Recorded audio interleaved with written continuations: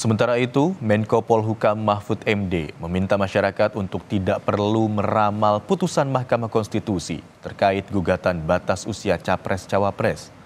Hal ini disampaikan Mahfud sebagai respon kekhawatiran publik menjelang putusan MK.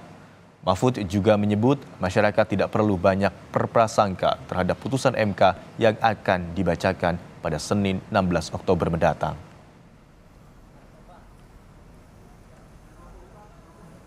Ya, kita tunggu saja putusannya, kan tidak tahu dan tidak boleh juga berbicara sesuatu yang belum diputuskan oleh MK.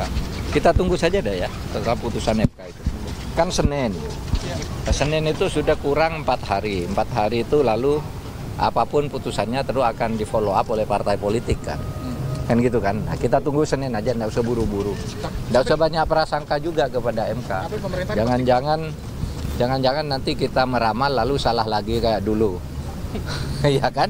Ada yang meramal gini ternyata MK-nya enggak apa-apa. Lalu